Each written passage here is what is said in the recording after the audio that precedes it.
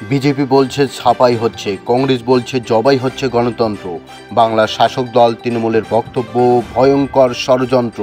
বিষয়, বিহারের ভোটার তালিকায় বিশেষ নিবিড় সমীক্ষা, যা আপাতত দেশের রাজনীতির মূল আলোচ্য বিষয় হয়ে উঠেছে। ভোটমুখী বিহারে যা পরিচালনা করছে জাতীয় নির্বাচন কমিশন।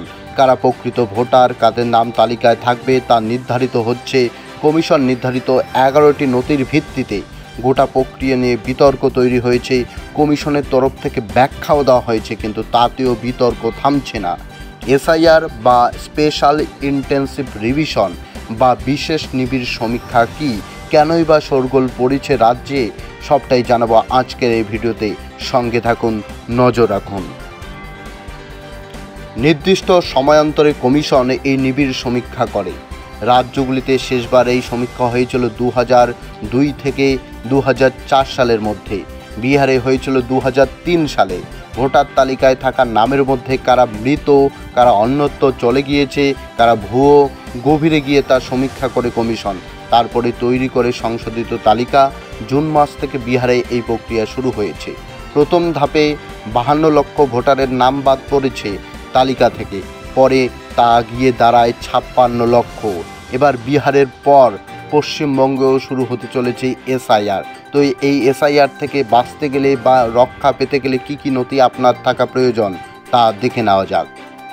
বিহারের ক্ষেত্রে 11টি নথি নির্দিষ্ট করে দিয়েছে কমিশন। অন্যান্য রাজ্যেও এসআইআর হলে নথির সংখ্যায় একই থাকবে বলে মনে করছেন এই প্রক্রিয়ার সঙ্গে জড়িত আধিকারিকেরা। কারণ তা না হলে কমিশনের নিরপেক্ষতা নিয়ে প্রশ্ন উঠবে। যে 11টি নথির কথা বলা হয়েছে সেগুলি হলো: 1. আপনি কেন্দ্রীয় বা রাজ্য সরকারি কর্মচারী বা অবসরপ্রাপ্ত কর্মচারী হলে আপনার সেই পরিচয়পত্র। 2. আপনার নামে 1987 সালের 1 জুলাইয়ের আগে কোনো সরকারি নথি, ব্যাংক, পোস্ট অফিস, এলআইসির নথির গ্রাহ্য। 3. জন্মের শংসাপত্র। 4. বৈধ পাসপোর্ট। 5. যে কোনো বোর্ড বা বিশ্ববিদ্যালয় থেকে পাওয়া শিক্ষা সংক্রান্ত শংসাপত্র।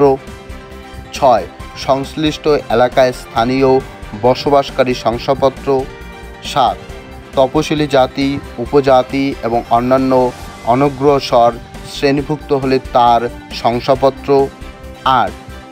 জাতীয় নাগরিক পঞ্জি তালিকায় নাম বা এনআরসি তালিকায় নাম। 9. বনাঞ্চলে অধিকারের শংসাপত্র। 10.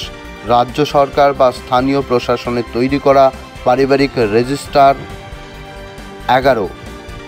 সরকার প্রদত্ত জমি বা বাড়ির নথি, যেমন দলিল, পর্চা ইত্যাদি থাকলেও আপনি কিন্তু এই এসআইআর থেকে মুক্তি পেতে পারেন বা রক্ষা পেতে পারেন। ভিডিওটি ইনফরমেটিভ মনে হলে অন্যদের সাথে শেয়ার করে এসআইআর সম্পর্কে সবাইকে সচেতন করতে পারেন। ধন্যবাদ।